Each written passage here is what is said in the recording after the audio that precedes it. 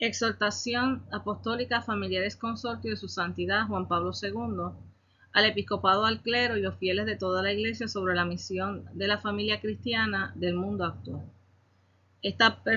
Yo voy a funcionar como lectora. Mi nombre es Lidia Chaparro Varela, soy especialista en currículo y enseñanza. Y pues, entre una de mis pasiones es poder enseñar valores y la doctrina católica, darla a conocer.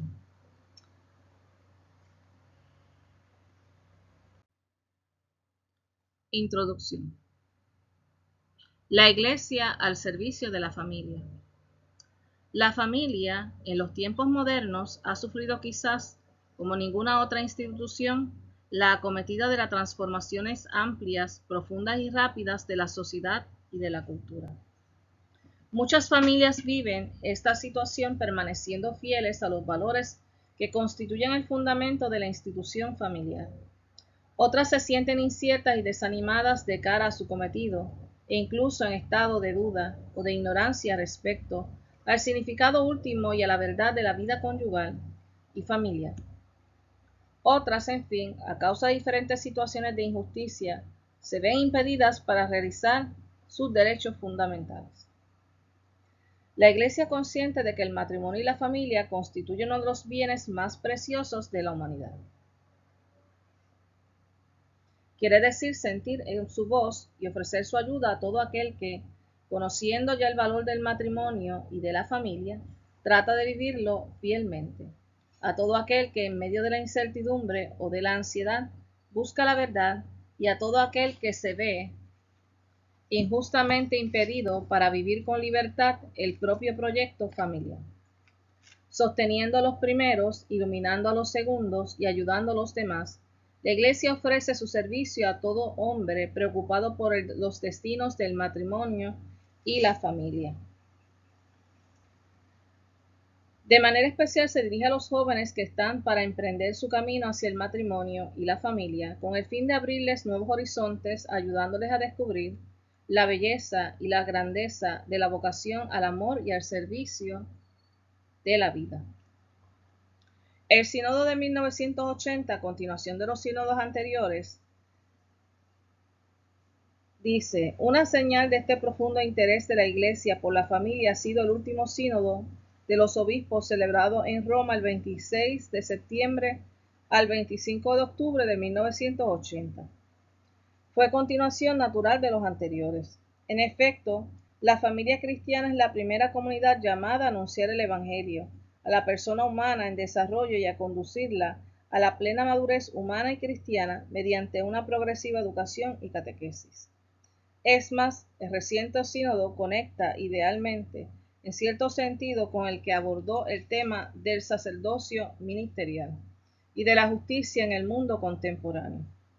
Efectivamente, en cuanto comunidad educativa, la familia debe ayudar al hombre a discernir la propia vocación y a poner todo el empeño necesario en orden a una mayor justicia, formándolo desde el principio para unas relaciones interpersonales ricas en justicia y amor. Los padres sinodales, al concluir su asamblea, me presentaron una larga lista de propuestas en las que recogían los frutos de las reflexiones hechas durante la intensa jornada de trabajo, a la vez que me pedían, con voz unánime, que me hiciera intérprete ante la humanidad de la viva solicitud de la Iglesia en favor de la familia, dando oportunas indicaciones para un renovado empeño pastoral en este sector fundamental de la vida humana y eclesial. Al recoger tal deseo mediante la presente exhortación, como una actuación peculiar del ministerio apostólico que se me ha encomendado, quiero expresar mi gratitud a todos los miembros del sínodo por la preciosa contribución en doctrina y experiencia que han ofrecido, sobre todo con sus proposiciones, cuyos textos ha confiado al Pontificio Consejo para la Familia, disponiendo que haga un estudio profundo de la misma, a fin de valorizar todos los aspectos de la riqueza allí contenidas.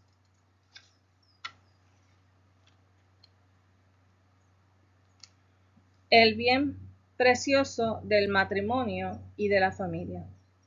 La Iglesia, iluminada por la fe, que le da a conocer toda la verdad acerca del bien precioso del matrimonio y de la familia, y cerca de su significado más profundo, siente una vez más el deber de anunciar el Evangelio, esto es la buena nueva, a todos indistintamente, en particular a aquellos que son llamados al matrimonio, y se preparan para él a todos los esposos y padres del mundo.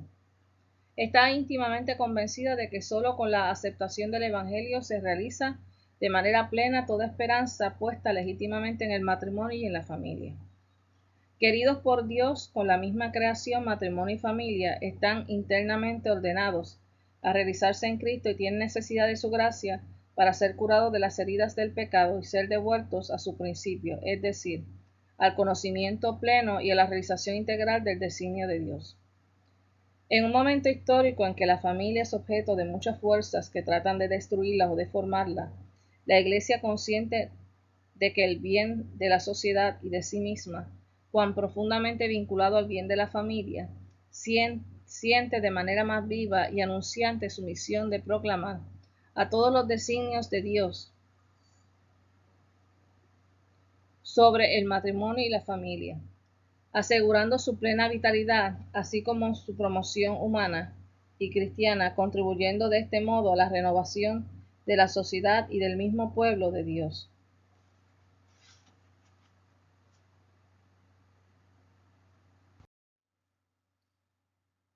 Luces y sombras de la familia en la actualidad. Necesidad de conocer la situación. Dado que los designios de Dios sobre el matrimonio y la familia afectan al hombre y a la mujer en su concreta existencia cotidiana en determinadas situaciones sociales y culturales, la Iglesia, para cumplir su servicio, debe esforzarse por conocer el contexto dentro del cual matrimonio y familia se realizan hoy. Este conocimiento constituye consiguientemente una exigencia imprescindible de la tarea evangelizadora.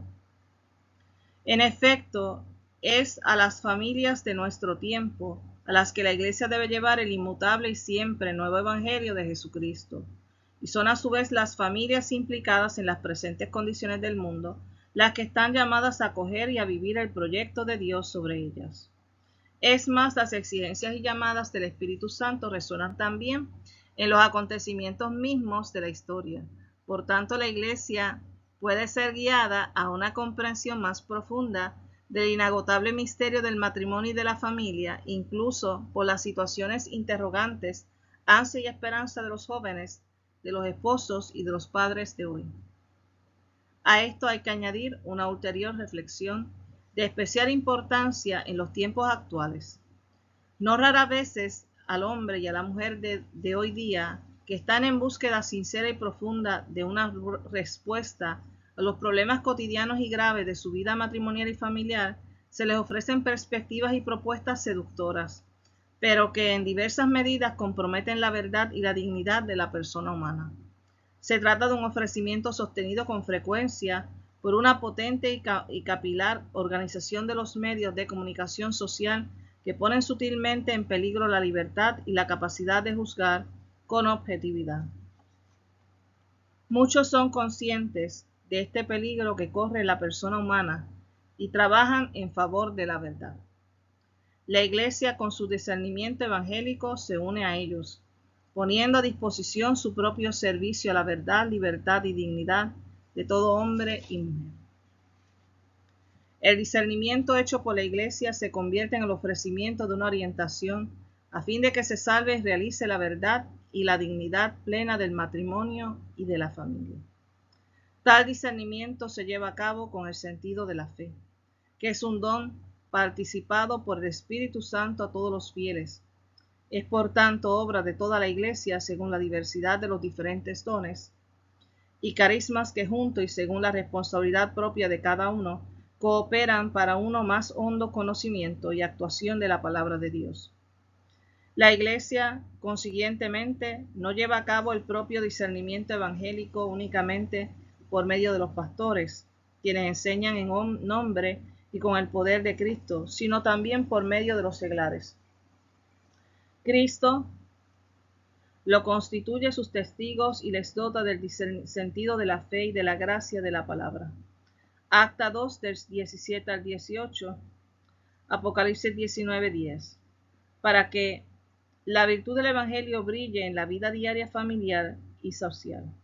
Más aún los seglares, por razón de su vocación particular, tienen el cometido específico de interpretar a la luz de Cristo la historia de este mundo, en cuanto que están llamados a iluminar y ordenar todas las realidades temporales según el designio de Dios Creador y Redentor.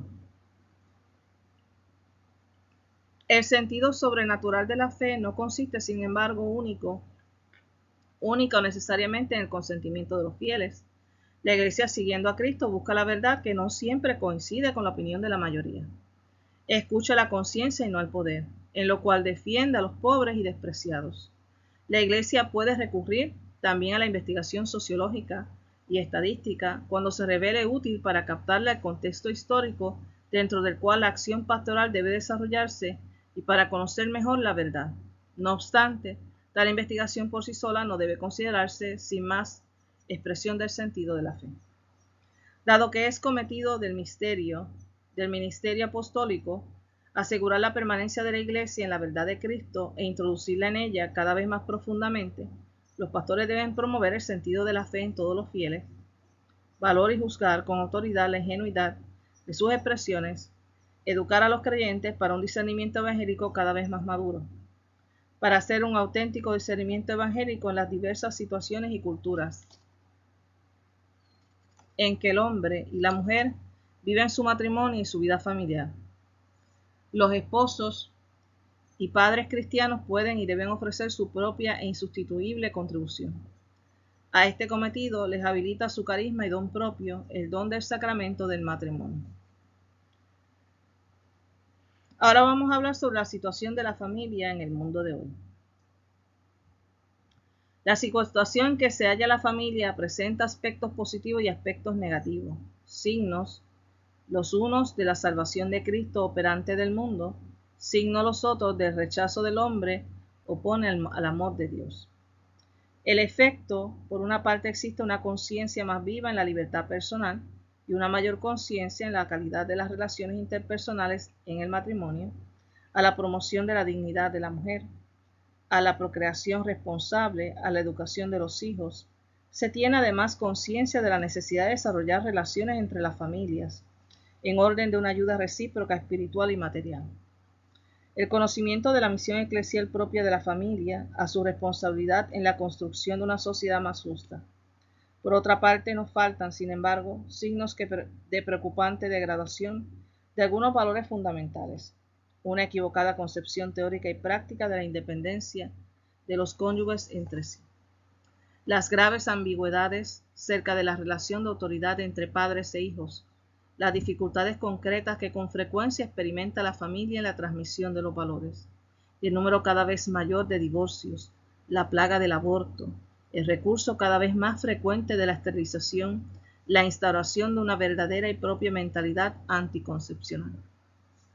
En la base de estos fenómenos negativos está muchas veces una corrupción de la idea y de la experiencia de la libertad, concebida no como la capacidad de realizar la verdad del proyecto de Dios sobre el matrimonio y la familia, sino como una fuerza autónoma de autoafirmación, no raramente contra los demás, en orden al propio bienestar egoísta.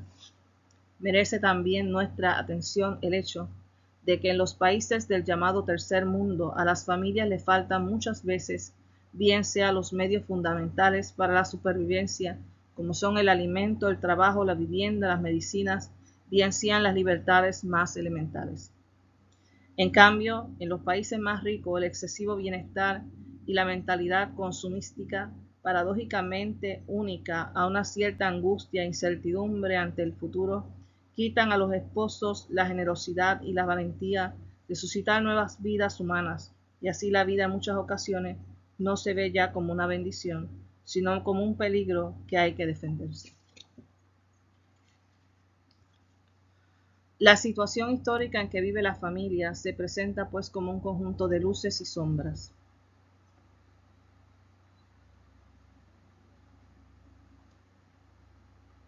Esto revela que la historia no es simplemente un progreso necesario hacia lo mejor, sino más bien un acontecimiento de libertad, más aún un combate entre libertades que se oponen entre sí. es decir, según la conocida expresión de San Agustín, un conflicto entre dos amores. El amor de Dios llevado hacia el desprecio de sí y el amor de sí mismo llevado hasta el desprecio de Dios.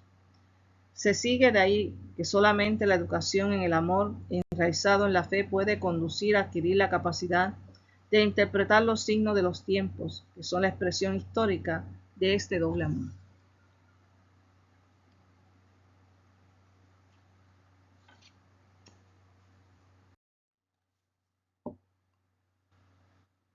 Influjo de la situación en la conciencia de los fieles. Viviendo en un mundo así, bajo la presiones derivadas sobre todo de los medios de comunicación social, los fieles no siempre han sabido ni saben mantenerse inmunes del oscurecerse de los valores fundamentales y colocarse como conciencia crítica de esta cultura familiar y como sujetos activos de la construcción de un auténtico humanismo familiar.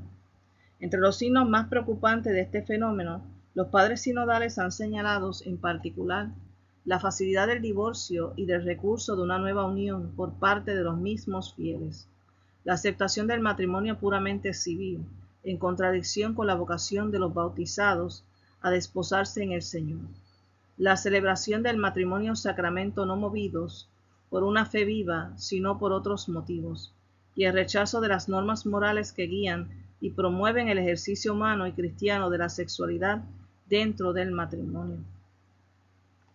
Nuestra época tiene necesidad de sabiduría.